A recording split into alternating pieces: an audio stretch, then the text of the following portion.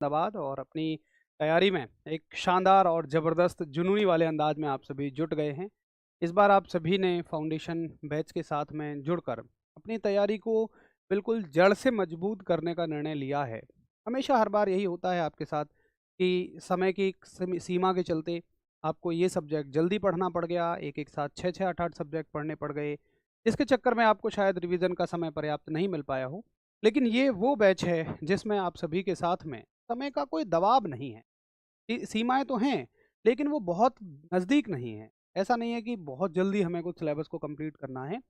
आपको भी ऐसा नहीं है कि बिल्कुल 20 दिन में या 25 दिन में क्लासेस को कंप्लीट करना है। अपना जब तक फ्री माइंड हम पढ़ सकें, जब तक चीज़ें बेहतर तरह से हमें क्लियर ना हो जाए, तब तक हम बड़े अच्छे तरीके से उनको समझते हुए चलेंगे। तो एक बार ज़रा बताइए कि कैसे हैं आप सब लोग? कैसे हैं आप सभी के हाल-चाल? घर परिवार में माताजी, पिताजी और भी जो सदस्य हैं सभी एकदम अच्छे हैं, ओके हैं? और फिर हम लोग तुरंत चल देंगे। हाँ, पीडीएफ जो है देखो, अभी आपका टेलीग्राम ग्रुप बन गया है तो टेलीग्राम में डलवा दूँगा मैं।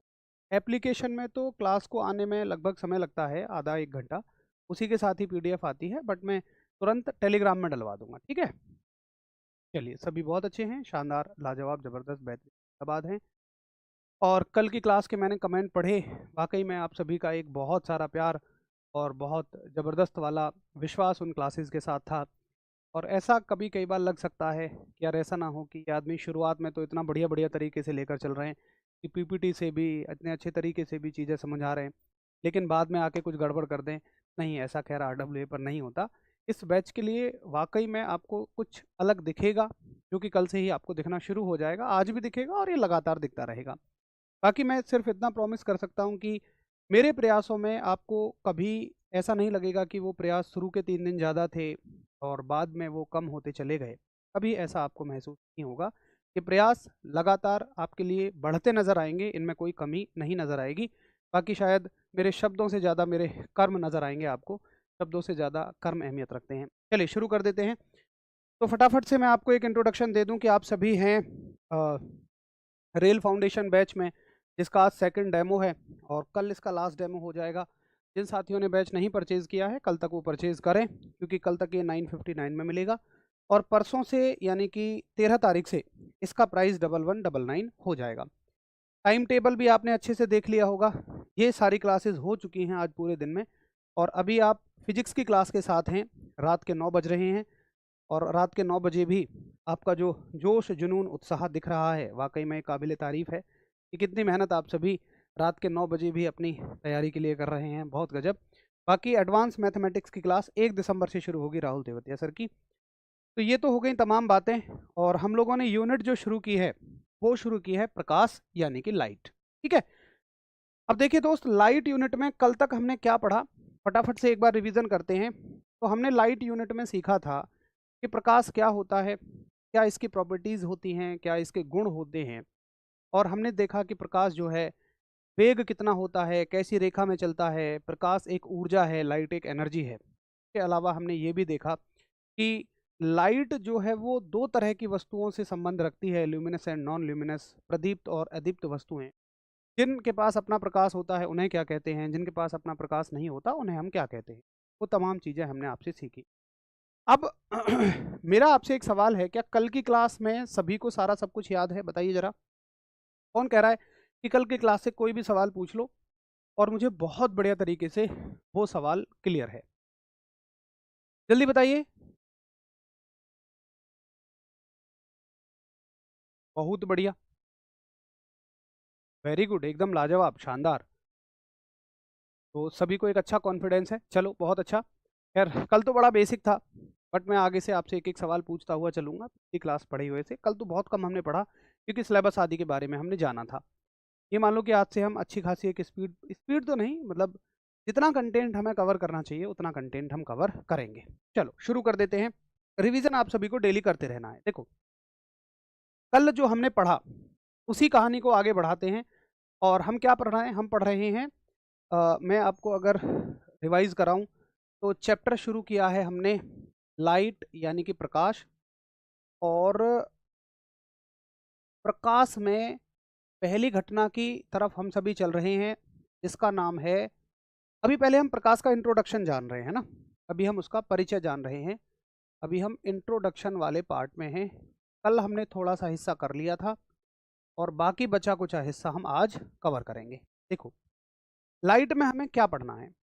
एक बहुत गजब का फैक्ट है, एक बहुत इंपॉर्टेंट फैक्ट है कि भाई जब प्रकाश ना एक माध्यम से दूसरे माध्यम में जाता है, भाई माध्यमों का मतलब क्या होता है, जैसे मान लीजिए प्रकाश हवा से पानी में गया, जैसे प्रकाश एयर से और वाटर में गया, तो सवाल आएगा कि जब प्रकाश का माध्यम बदलता है, जब लाइट एक मीडियम से दूसरे मीडियम में जाती है, तो क्या क्या चीज बदल जाती है और क्या क्या चीज नहीं बदलती है, ये हमें बताना है।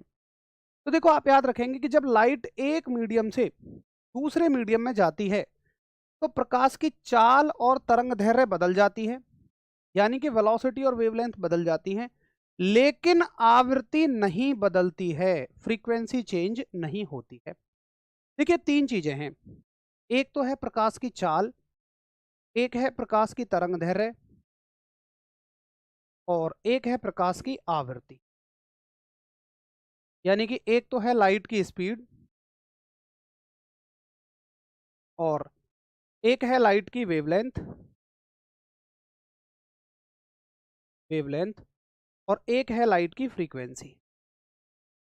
तो जब प्रकाश एक माध्यम से दूसरे माध्यम में जाता है, तो ये भी बदलती है, ये भी बदलती है, लेकिन ये नहीं बदलती है। अब बहुत सारे साथी ऐसे होंगे जिनको यही नहीं पता होगा कि तरंग दैर्घ्य क्या होता है, आवृत्ति क्या होता है। तो दोस्त, इस फैक्ट को बस एज इट इज नोट कर लेना, या अपनी कॉपी पे लिख देना होल्ड। होल्ड का मतलब ये है कि फिलहाल ये आपको उतना समझ में ना आए, लेकिन आगे चल के जब हम तरंग दैर्घ्य, आवृत्ति, सब चीजें पढ़ लेंगे, तब आपको बड़े अच्छे से समझ में आ जाएगा और इसका कारण भी समझ में आएगा कि ऐसा क्यों होता है और ऐसा क्यों नहीं होता है।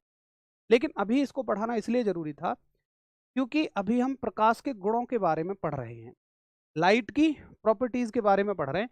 ऐसी कुछ कुछ चीजें हम पढ़ेंगे, बट जब थोड़ा सा आगे चलेंगे तो आपको समझ में आ जाएगा इस फैक्ट के बारे में। उसके लिए आप निश्चिंत रहिए, जब हम तरंग दैर्घ्य और आवृत्ति पढ़ लेंगे ना, तब आपको बहुत अच्छे से मैं इस फैक्ट पे दोबारा आऊंगा और दोबारा आपको समझा दूंगा। बट ये प्रकाश के गुणों में ही लिखा जाना जरूरी है। क्यों लिखा जाना जरूरी है? क्योंकि देखो, इससे आया है सवाल। और क्या सवाल आया है भाई? सवाल आया है, ये एनटीपीसी का सवाल है कि जब प्रकाश एक माध्यम से दूसरे माध्यम में गुजरता है, तो वह भौतिक राशि जो परिवर्तित नहीं होती, बताओ कौन सी क्वांटिटी है कि जो प्रकाश के एक माध्यम से दूसरे माध्यम में जाने पर चेंज नहीं होती है। फटाफट से एक बार हम सब करिए कि भैया जी ये चेंज नहीं होती है।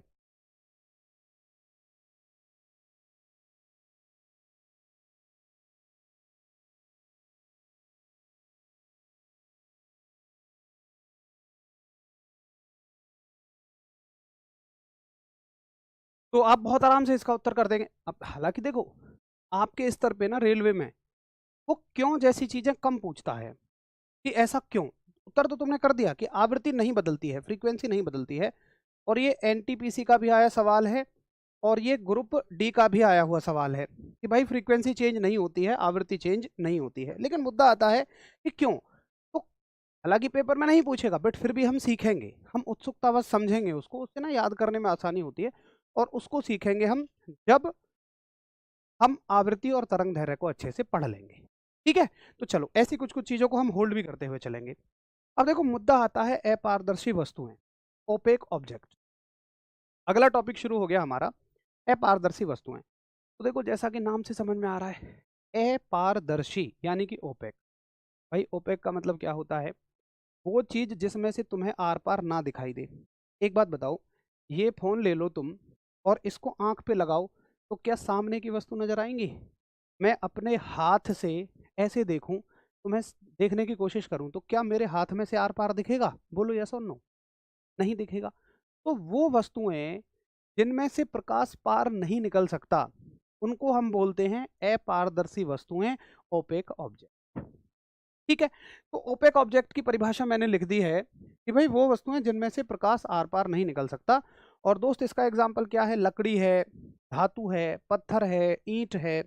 लकड़ी, धातु, पत्थर, ईंट, सब के सब इसका एग्जाम्पल हैं। इनको हम क्या बोलते हैं? ओपेक। ओपेक का मतलब जो ट्रांसपेरेंट ना हो, नॉन ट्रांसपेरेंट। ओपेक को कई बार हम ना नॉन ट्रांसपेरेंट भी कह देते हैं। Non transparent. भैया जी एक बात आप हमको बता था, एक पानी का बोतल देता हरीश बाबू जरा, एक बात ही आप हमको बता था कि क्या अगर हम आपको इस पानी के बोतल में से देखें तो हमको चाहे जैसा भी नजर आए, लेकिन कुछ तो नजर आएगा ना। यानी कि चाहे हमको बिल्कुल वैसा नजर नहीं आए, लेकिन कुछ तो नजर आता जी। या हम आपको इस पानी के गिलास में से देखता तो हमको कुछ तो नजर आता। यानी कि ऐसा नहीं वह कि जैसन हमें हाथ में से नजर नहीं आता, ऐसन हमें पानी में से नजर नहीं आता। नहीं, पानी में से हमको कुछ नजर आता। बोलो हम सही कहता, यस और नो? ऐसे ही हम जैसे एक कांच में से देखें, हरीश बाबू एक कांच का टुकड़ा उठाता, एक कांच का टुकड़ा उठाता जी,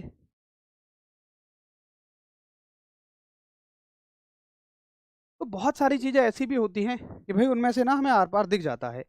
इसी डब्बे में होगा शुरू ऊपर ही। आपके लिए ना पूरी जादू की पिटारा है मेरे पास।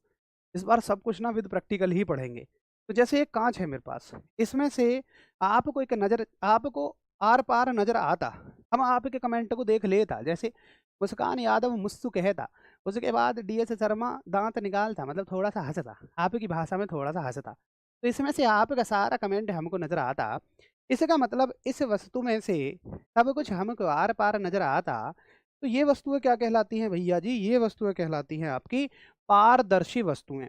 ऐसी वस्तुएं जिनमें से हमें सब कुछ आर पार नजर आता है, उनको हम कहते हैं पारदर्शी वस्तुएं, यानी कि ट्रांसपेरेंट ऑब्जेक्ट।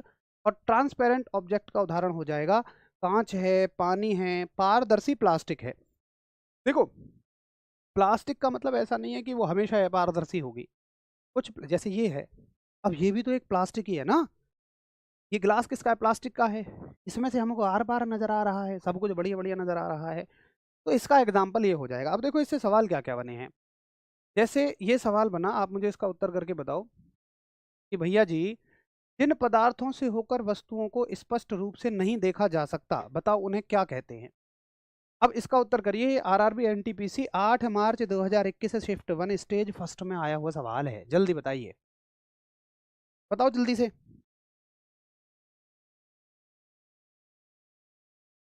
आई से वही से, ये आपको बड़ा अच्छा आवाज लगता। तो आप कहोगे कि भाई वो होती हैं पारदर्शी। हिंदी वालों के लिए तो फिर भी आसान है, इंग्लिश वालों के लिए थोड़ा मुश्किल हो सकता है, क्योंकि इसको अलग से ही याद रखना पड़ेगा। ये होते हैं ओपेक ऑब्जेक्ट। अच्छा, अगला सवाल, वस्तुएं जो अपनी रोशनी स्वयं उत्पादित करती हैं। ये कल की क्लास का सवाल है। आरआरबी ग्रुप डी 26 सितंबर 2018 शिफ्ट 1 का सवाल है कि बताओ ऐसी वस्तुएं जो अपनी रोशनी उत्पन्न करती हैं, बताइए उनको क्या कहते हैं। देखो, इस क्लास में ना बहुत सारे लोगों के बहुत सारे उद्देश्य। कुछ साथियों का उद्देश्य है कि हमें भाई एक ना सरकारी नौकरी लेनी है। बड़ी आफतें हैं, बड़ी वजह हैं उस सरकारी नौकरी के लेने की, कि क्यों मुझे सरकारी नौकरी लेनी है। भाई मेरी आर्थिक स्थिति अच्छी नहीं है, मेरी मानसिक खुद की स्थिति अच्छी नहीं है, मेरी सामाजिक स्थिति अच्छी नहीं है। तो वो सब लोग मेहनत कर रहे हैं। लेकिन कई बार क्लास का उद्देश्य क्या मान लेते हैं कि जैसे वो शायद रिश्ते विस्ते बनाने के लिए आते हैं, पूरे जी जान से जुट जाते हैं। इस लड़की का नाम देखा, हाय ये हाय वो। लेकिन मैं उनको थोड़ा-सा समझाने के तौर पे, हालाँकि करिए, आपका उद्देश्य है, क्योंकि जब ईश्वर आपको बना रहे होंगे, आपकी रचना कर रहे होंगे, तो ईश्वर हर एक से ना एक उद्देश्य पूछते हैं। तो आपने बिल्कुल ये कहा होगा कि भैया जब फाउंडेशन बैच की क्लास चलेगा ना, ईश्वर से आपने कहा होगा, हे ईश्वर जब फाउंडेशन बैच की क्लास चलेगा ना, तो उसमें मैं जो है लड़कियों के नाम ले लेके ये पूछ लूँगा कि भाई ठीक है, किससे बात बन सकती है? तो मैंने कहा होगा यार क्या मूर्खतापने की बात कर रहा है यार, पर फाउंडेशन बैच तो पढ़ने के लिए चलेगा ना। तुमने कहा होगा भैया देखो ईश्वर तुम्हें देना है दे दो यार, नहीं तो अपनी देखो तुम अपनी बात से झूठ बोल। तो ईश्वर ने कहा होगा कि चल भाई ठीक है, वैसे फाउंडेशन बैच का उद्देश्य नहीं होगा, लेकिन फिर भी ठीक है, चल चला दा कर ले। तो वो भी ईश्वर के दिए गए उद्देश्य को पूरा कर रहे हैं। उनको आप गलत मत मानना। जो साथी पढ़ रहे होते हैं ना, मैं तो डिस्टर्ब होता ही नहीं हूँ ऐसे लोगों से, आप भी मत होना, कि वो भी बेचारे अपना काम जो है बड़ी शिद्दत के साथ करते हैं। और देखो ना, तुम तो भी क्लास लेने में रह जाओगे, एक आध दिन तुम्हारी छूट जाएगी क्लास, लेकिन वो चाहे तुम रात के 12 बजे क्लास लगाओ, चाहे चाहे सुबह के 7 बजे क्लास लगाओ, बड़ी ईमानदारी के साथ आते हैं। आते बेशक बात ही करने हैं। और उनकी कल्पनाएं कुछ इस प्रकार होती हैं कि हम एक, जैसे ही हम कहेंगे हाय ये किसी लड़की का नाम लेके, तो लड़की तुरंत माला डाल देगी ये, और पिताजी को फोन करेगी, पिताजी तुम पूछ रहे थे ना शादी करनी है कि नहीं, पिताजी मुझे एक सुयोग्य वर मिल गया। पिताजी तुरंत आप कर दो जो इंतजाम करना है। पिताजी कहेंगे, अरे बेटे अब तो वो भी ना मिलेगा, शादी का सीजन चल रहा है, कोई जो बैंड वैंड बाजा है वो भी बुक नहीं होगा। कहेंगे, अरे पिताजी कोई बात नहीं है, ऐसे ही हम तुम ही गा लेंगे, कुछ कुछ गा लेंगे यार, चले जाओ। एक हमारी सहेली है वो गा लेती है, पर चलो ऐसे ही कर लेते हैं। तो भाई गलत उम्मीदें हैं यार, ऐसा कहीं नहीं होता है। अगर जो शादी कमेंट सेक्शन में लड़कियों का नाम ले लेके कुछ कुछ करते हैं, तो ऐसा नहीं है, ये आपकी सिर्फ और सिर्फ गलत गलत उम्मीदें हैं। चलो ठीक है, हम लौट आते हैं। हालांकि करो तुम भी अपना काम, ईश्वर ने अगर भेजा है किसी उद्देश्य के साथ में, तो जरूर इसकी पूर्ति करो, वरना ईश्वर बुरा मानेगा। ईश्वर की जय हो। चलो भैया, तो ये हो गई जो वस्तुएं अपनी रोशनी स्वयं उत्पादित कर सकती हैं। उनको हमने कल क्या बोला था कि पारदर्शी वस्तुएं कहोगे, स्पष्ट वस्तुएं कहोगे, गैर चमकदार वस्तुएं कहोगे, या चमकदार वस्तुएं कहोगे। तो ऑप्शन के हिसाब से ये हो जाएंगी चमकदार वस्तुएं, शाइनी ऑब्जेक्ट, जो वस्तुएं अपनी रोशनी स्वयं उत्पन्न करती हैं। हालांकि हमने उनको एक अच्छी भाषा में क्या बोला था, प्रदीप्त वस्तुएं। अगर विशुद्ध साइंस की लैंग्वेज में आप देखोगे तो ये प्रदीप्त वस्तुएं होती हैं, यानी कि ल्यूमिनस ऑब्जेक्ट होते हैं। ठीक है, चलिए बहुत बढ़िया, ये भी हमें अच्छे से क्लियर हो गया। ट्रांसपेरेंट ऑब्जेक्ट हमने भी पढ़ लिया, क्लियर हो गया, यानी जिसमें से रोशनी आर पार निकल जाए। तो अब बताइए इसको क्या कहोगे। ये भी आया हुआ सवाल है 16 अप्रैल 2016 का, कि जिस सामग्री से रोशनी पारित हो सके उसे क्या कहा जाता है, जिससे पार निकल सके उसे क्या कहोगे। अब देखो इसका ना इंग्लिश भी ऐसे ही दी थी, हिंदी भी ऐसे ही दी थी। हालांकि हिंदी में देखो आपको ना इसको पारदर्शी लिखना चाहिए था, हिंदी में आपको क्या लिखना चाहिए, इसे पारदर्शी, लेकिन हिंदी इसकी यही दी थी, ओपेक। तो एक आधा शब्द की ऐसे इंग्लिश की हिंदी भी कर जाना, सभी की तो नहीं, बट एक आधा शब्द की हिंदी जरूर आप लोग देख जाइएगा।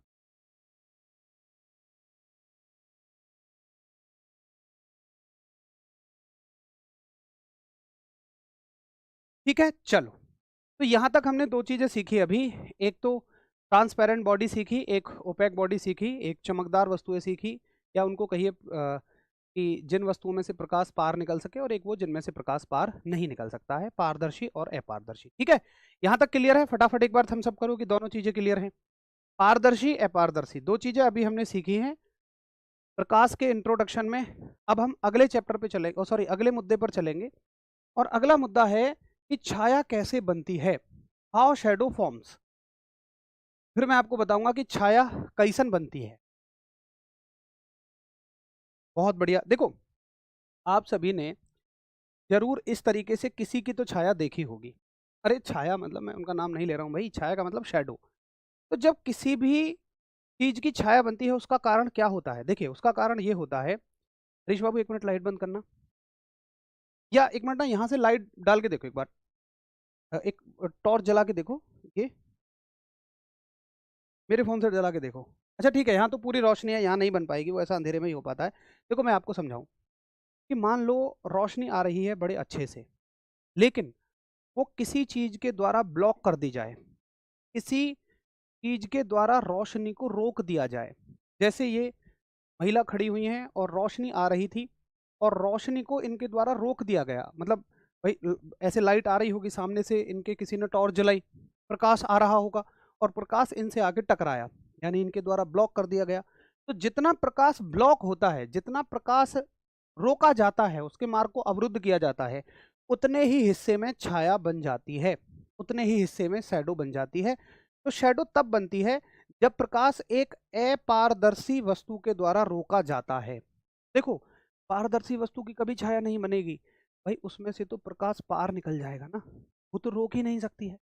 हमेशा छाया किसकी बनती है, अपारदर्शी वस्तु की। हमेशा छाया बनती है ओपेक ऑब्जेक्ट की, जिसमें से प्रकाश नहीं निकल सकता है। जरा एक बार बताओ, हाँ जी ये बात भी हमें क्लियर है, कोई बड़ी बात नहीं है। अच्छा अब आपने ये भी देखा होगा कि कई बार छाया बड़ी बनती है, कई बार छाया छोटी बनती है, कई बार वो जैसे मैं यहाँ खड़ा हूँ तो इधर बन जाएगी, कभी मैं यहाँ खड़ा हूँ तो इधर बन जाएगी। तो वो इसलिए होता है कि लाइट उस पर किधर से पड़ रही है, इधर से पड़ेगी तो इधर बनेगी, इधर से पड़ेगी तो इधर बनेगी। जितना नज़दीक से लाइट पड़ेगी उतनी बड़ी छाया बनेगी, जितना दूर से लाइट पड़ेगी उतना वो कम छाया बनेगी। तो इतना गहराई में सवाल नहीं आएगा, बस इतना पूछेगा कि बताओ जब रोशनी के मार्ग को अवरुद्ध किया जाता है, जब लाइट के मार्ग को अवरुद्ध किया जाता है तो क्या बनती है। तो आप कहोगे भैया जी एक शैडो बनती है, एक छाया बनती है। देखो आपको अभी ऐसा लग रहा होगा यार ये तो भैया बहुत आसान आसान सी चीजें हैं, लेकिन बड़ी छोटी छोटी सी चीजों में अंतर पूछेगा। देखो, एक चीज होती है शेडो, एक चीज होती है इमेज, एक चीज होती है छाया, एक चीज होती है प्रतिबिंब, दोनों क्वाइट डिफरेंट है। इसलिए मैं बिल्कुल एक एक शब्द को बड़ी बारीकी से गहराई से लेकर चल रहा हूँ कि शेडो का मतलब क्या है और इमेज का मतलब क्या है। इमेज का मतलब हम आगे सीखेंगे, छाया का मतलब क्या है, प्रतिबिंब का मतलब क्या है। तो हर एक चीज आपको बड़े अच्छे से समझ में आनी चाहिए। अब मुद्दा उठता है, एक बच्चे ने जैसे बड़ा अच्छा सवाल कहा कि छाया भैया ब्लैक ही काहे बनती है। ये सुनो, छाया इसलिए ब्लैक बनती है क्योंकि वहां पर लाइट नहीं पड़ रही है, और जहां पर प्रकाश नहीं होगा वहां क्या होगा, अंधेरा होगा। भाई प्रकाश जो है किसी वस्तु के द्वारा रोक दिया गया, मान लो मेरे सामने लाइट पड़ी, लाइट को रोक दिया गया। अब तुम कहोगे यार भैया हमारी तो छाया नहीं बन रही है। अगर केवल सामने से लाइट पड़ती, अब मेरे तो पीछे से भी लाइट पड़ रही है ना, ऊपर मेरे सर के बाद भी लाइट पड़ रही है, लाइटें लगी हुई हैं। अगर ऐसा होता कि लाइट केवल यहीं तक होती, पीछे लाइट ना होती, तो पक्का मेरी भी छाया बनती। लेकिन पीछे भी चूंकि लाइट पड़ रही है, बन तो रही है छाया, लेकिन वो उसको उजाले में बदल दे रही है, इसलिए छाया आपको नजर नहीं आ रही है।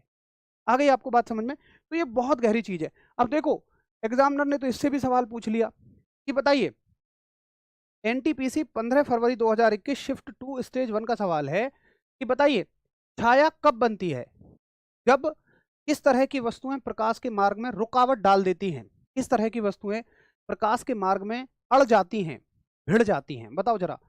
तो पारदर्शी या अपारदर्शी, फटाफट से बताइए क्या उत्तर होगा इसका।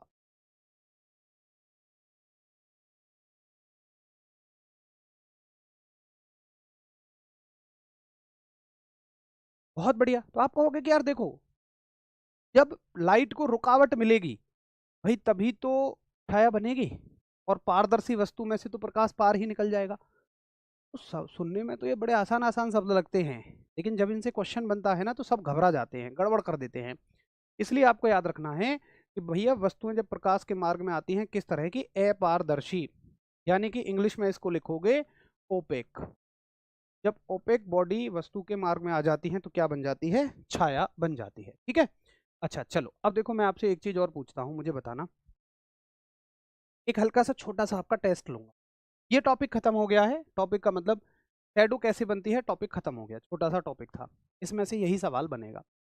अब मैं आपसे एक छोटा सा टेस्ट ले रहा हूँ, मुझे बताना कि जब ध्वनि, जब साउंड एक माध्यम से दूसरे माध्यम में जाता है, यानी कि जब साउंड का माध्यम चेंज होता है, तो कौन सी चीज नहीं बदलती है। मैं देखूं तुम्हें कितना याद है, अभी पढ़ाई हुई बात तुम्हें याद है कि नहीं। कौन सी चीज नहीं बदलती है, मैंने ये पूछा है। चाल, तरंग दैर्घ्य और आवृत्ति, यानी कि वेलोसिटी, वेवलेंथ और फ्रीक्वेंसी। बताओ कौन सी चीज इनमें से नहीं बदलती। देखो ठीक है, वेरी गुड।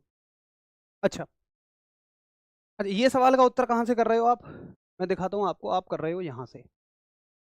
भैया तुमने बताया था, भैया ये तो बहुत इंपॉर्टेंट फैक्ट लिखवाया था तुमने। तुमने कहा था कि भैया जब माध्यम बदलेगा ना तो आवृत्ति नहीं बदलेगी। लेकिन भैया तुमने ये नहीं देखा कि हमने किसके लिए कहा था। भैया हमने वो प्रकाश के लिए कहा था, भैया हमने वो लाइट के लिए कहा था, भैया ये लाइट के लिए था। और यहाँ तुमसे किसके लिए पूछा गया है, भैया यहाँ तो तुमने यार ध्वनि के लिए पूछा है यार। लेकिन यार भैया क्या फर्क है इस बात में, क्या फर्क पड़ता है, चाहे ध्वनि हो प्रकाश हो। भाई हमारे लिए ध्वनि और प्रकाश मैटर नहीं करता, हमारे लिए मैटर ये करता है कि माध्यम बदलेगा तो आवृत्ति नहीं बदलेगी। यही तो है तुम्हारे पढ़ने का तरीका। पढ़ तो रहे हो तुम, आपको कुछ फील हुआ होगा, और सच में ये बहुत बड़ी बात है, ये तुम्हें बात झकोर देगी। पढ़ तो रहे हो, मेहनत तो कर रहे हो, लेकिन यार भैया मॉक टेस्ट में नंबर नहीं बढ़ रहे यार। यार सवाल गलत हो जाता है, ऐसा लगा है पढ़ा है ठीक है, लेकिन गलत हो जाता है, क्यों? हाइडिंग के साथ नहीं पढ़ रहे हो। देखो महाराज, वो चीज प्रकाश के साथ है, वो चीज लाइट के साथ है, ध्वनि के साथ ऐसा नहीं होता। ध्वनि की तो फ्रीक्वेंसी चेंज होती है, ध्वनि की आवृत्ति चेंज होती है। तुम कहोगे ये तो पढ़ाया ही नहीं है, तो तुम उत्तर काहे कर रहे हो भाई, ये कहो ना भैया ध्वनि के लिए तुमने पढ़ाया ही नहीं है।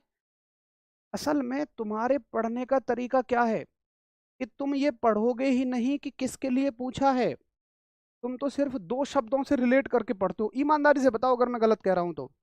तुम्हारे पढ़ने का तरीका है माध्यम बदलेगा तो आवृत्ति नहीं बदलेगी, बस दैट्स इट।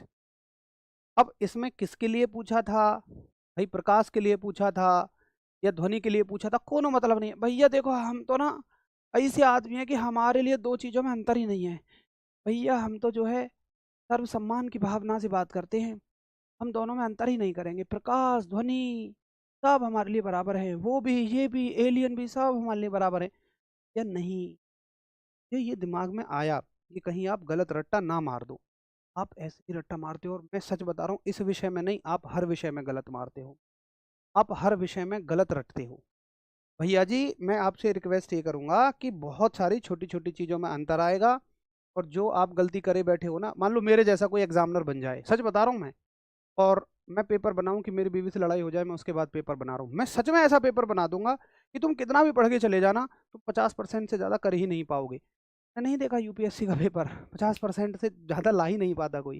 गेट का पेपर देख लो, उसमें 33 35 40 70%, मतलब मैक्सिमम 60% से ज़्यादा नहीं ला पाता है बच्चा। काहे को नहीं ला पाता है? क्योंकि उसको पता है कि बच्चा कहाँ गलत कर सकता है, तो वो बना सकता है वहाँ पेपर। इसलिए भाई थोड़ा सा सावधान रहो। आप मेरी बात समझ गए? अगर हाँ तो एक बार सभी थम्स अप करके देखो कि ठीक है, मुझे आपकी बात समझ में आ गई है कि हम चीज़ों को हेडिंग के साथ पढ़ेंगे, ये देखेंगे कि किसके लिए हमने पढ़ा है और पेपर में किसके लिए पूछा गया है। एक बच्चे का कहना है कि पिछले क्वेश्चन का आंसर जो है वो सी है। इसकी बात कर रहे हो? नहीं यार, जब वस्तुएं प्रकाश के मार्ग में आती हैं तो कैसे, कौन सी वस्तुएं हमेशा छाया बनाएंगी? तो वो अपारदर्शी वस्तुएं होती हैं। तो देखो ये हो गया लाइट का इंट्रोडक्शन। कौन सा क्वेश्चन देखना है भाई जिसमें विकल्प सी सही है? ये बताओ कि जिन सामग्री से रोशनी पारित हो सके उसे क्या कहते हैं? अच्छा सॉरी सॉरी सॉरी, ये मैंने गड़बड़ कर दिया। जिससे रोशनी बाहर निकल सकती है उसको तो ट्रांसपेरेंट कहते हैं ना। अच्छा सॉरी, पूछा है रोशनी पारित हो सके, तो जिससे पारित हो सके उसको तो ट्रांसपेरेंट कहते हैं। ओपेक तो अपारदर्शी होती है ना, ट्रांसपेरेंट का मतलब पारदर्शी, पारदर्शी, और ओपेक का मतलब अपारदर्शी। तो अपारदर्शी तो रोक देगा। ठीक है, थैंक यू, बहुत बढ़िया उत्तर आपने बताया। मैंने गलत टिक कर दिया था, कोई बात नहीं। अब देखो भैया ये टॉपिक हो गया खत्म। अभी तक हमने लाइट चैप्टर में लाइट का इंट्रोडक्शन पढ़ लिया, सारी चीज़ें आपको उसमें बहुत अच्छे से समझ में आ गई हैं।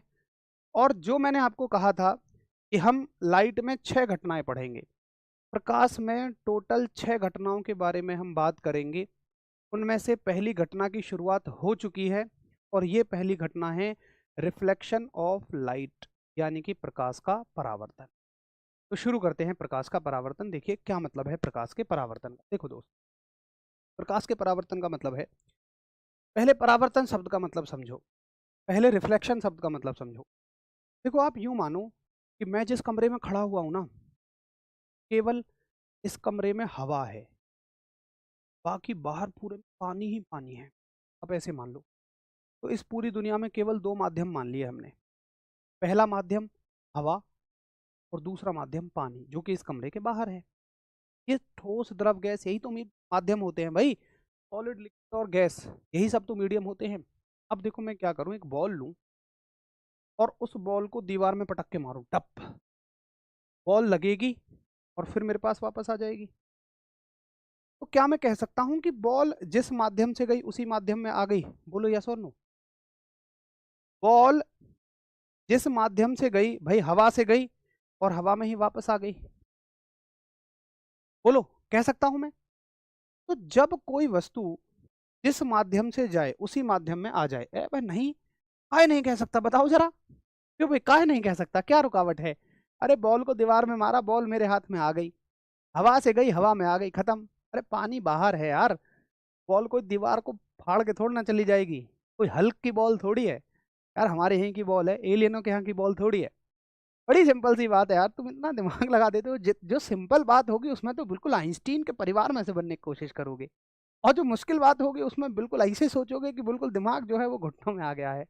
जिस चीज़ पे दिमाग नहीं लगाना है उस पर दुनिया भर का दिमाग लगाते हो, जाने क्या क्या सोच के नो कर दिया। अरे सिंपल सी बात यार, एक बॉल को मैंने हवा दीवार पे मारा और बॉल जो है वो मेरे पास वापस आ गई, तो मैं यही तो कहूंगा कि वो हवा से गई, हवा में आ गई।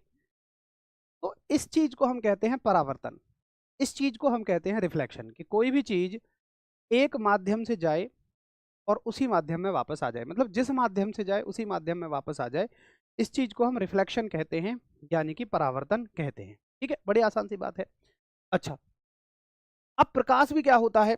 देखो, जैसे हम किसी शीशे पे प्रकाश डालते हैं, भैया जी वो एक यार हमारा एक शीशा था, मैंने एक मैम को ना उससे प्रैक्टिकल करते देखा था यार, उसको वापस रखवा देना, है ना, इसमें है ही नहीं वो। अरे मैंने देखा था वो यार, किसी शॉट में देखा था, उसको उठा के रखवा देना यार। चलो मान लो कोई प्रकाश है, दर्पण है।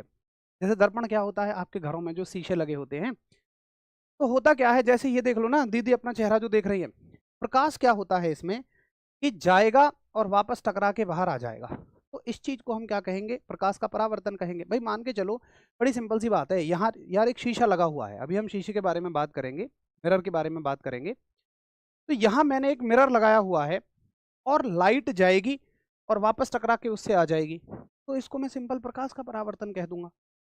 परावर्तन मतलब, शब्द का मतलब समझ में आया कि लाइट जिस माध्यम से जाए उसी माध्यम में वापस आ जाए, उसी को हम प्रकाश का परावर्तन कहते हैं। तो प्रकाश का परावर्तन मतलब क्या है?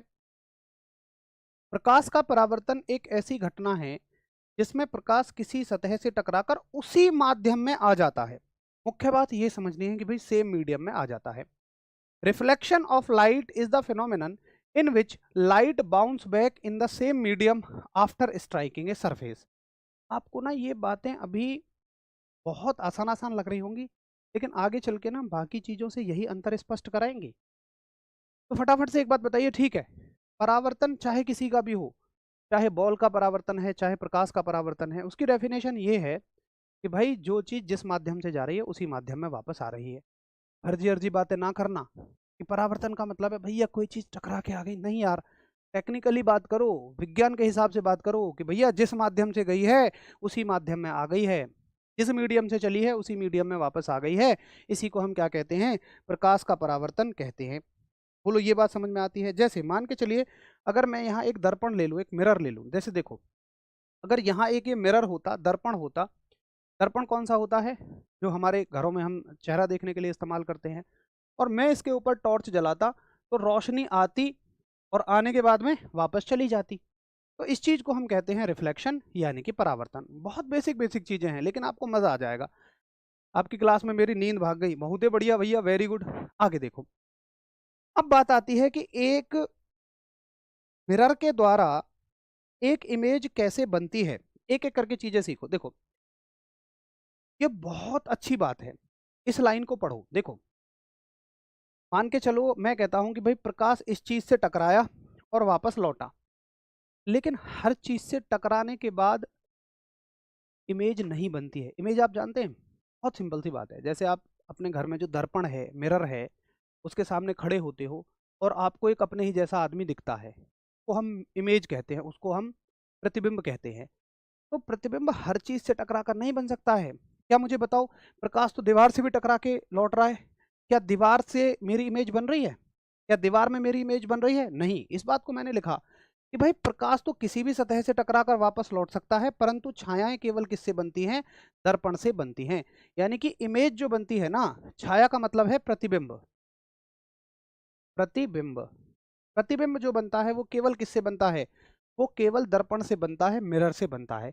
भैया जी, ये भी सवाल आता है पेपर में कि क्या हमेशा परावर्तन से प्रतिबिंब बनता है? नहीं, हमेशा परावर्तन से प्रतिबिंब नहीं बनता है। इमेज केवल तब बनेगी जब लाइट मिरर से टकराएगी, दर्पण से टकराएगी। ठीक है, अच्छा आगे चलें। ऐसा क्यों होता है? क्यों केवल मिरर से टकराने पे बनती है? देखो, होता क्या है कि मान लो लाइट हमने किसी दीवार पे मारी, तो दीवार जो है ना, ये बिल्कुल चिकनी तो है नहीं। लाइट टकराएगी, आधी उधर चलेगी, आधी उधर, आधी इधर, आधी इधर, आधी इधर, ये तो लाइट को इधर उधर बिखेर देगी। तो ये एक अच्छा परावर्तन नहीं करती है, अच्छा रिफ्लेक्शन नहीं करती है। लेकिन दर्पण क्या चिकना होता है? आप एक बार उसके ऊपर हाथ तो फिरा के देखो, क्या है बाबू। तो दर्पण से जो परावर्तन होता है ना, वो बहुत स्मूथ परावर्तन होता है।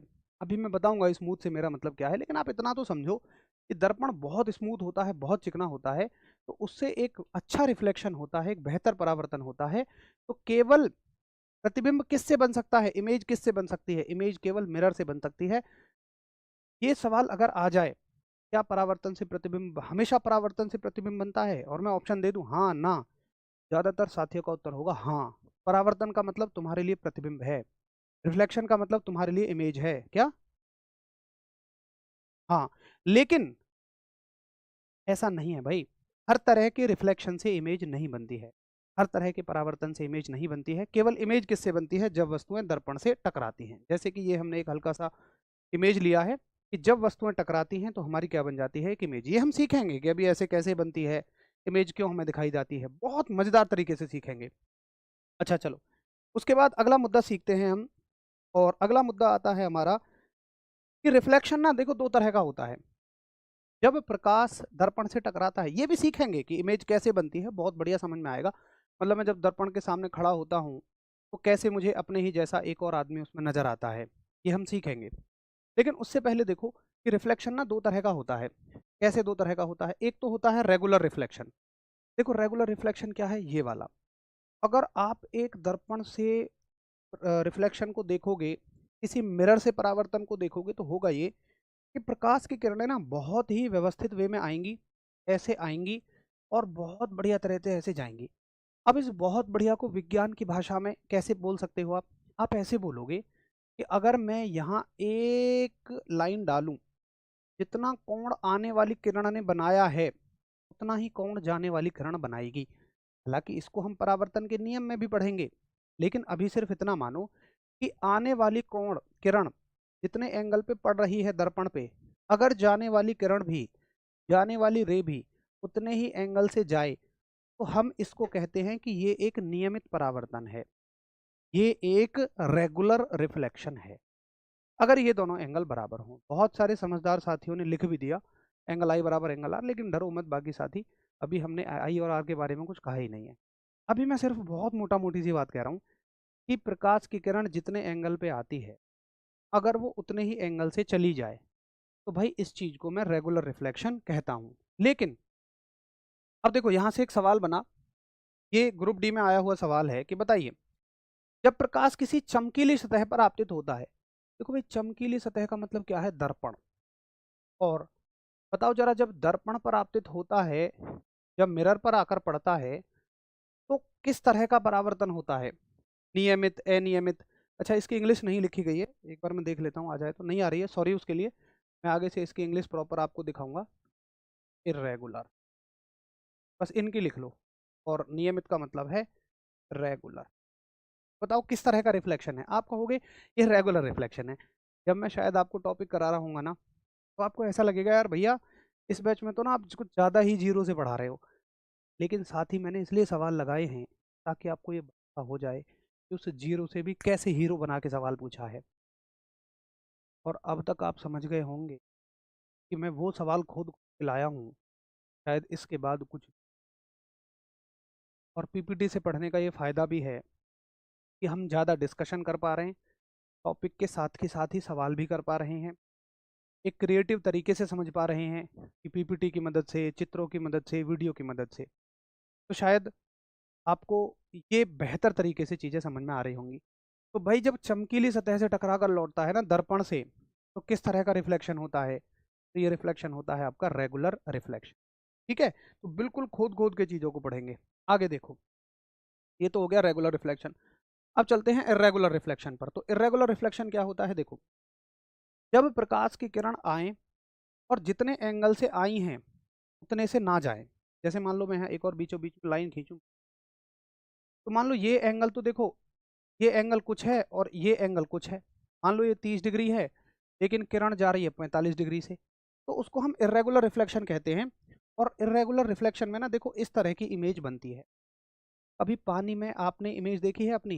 देखो रुके हुए पानी में आपको अपना प्रतिबिंब अच्छा दिखाई देगा, लेकिन चलते हुए पानी में देखना, आपको हमेशा अपना प्रतिबिंब कैसा नजर आएगा? आपको प्रतिबिंब धुंधला धुंधला सा नजर आएगा। इसको हम बोलते हैं इर्रेगुलर रिफ्लेक्शन, यानी कि अनियमित परावर्तन। जब प्रकाश की किरणें जितने एंगल से आए उतने एंगल से ना जाए। अब देखो शायद अनियमित परावर्तन पहले आप नहीं समझ पाते, लेकिन वीडियो के माध्यम से क्या मजा आ गया, एक बार में टक्कर से समझ में आ गया ना कि भैया जी ये होता है इर्रेगुलर रिफ्लेक्शन। तो जरा बताओ कि हाँ जी भैया ठीक है, रेगुलर और इर्रेगुलर रिफ्लेक्शन मुझे बहुत बढ़िया तरह से समझ में आ गया है। एक बार फटाफट से थम्स अप करो।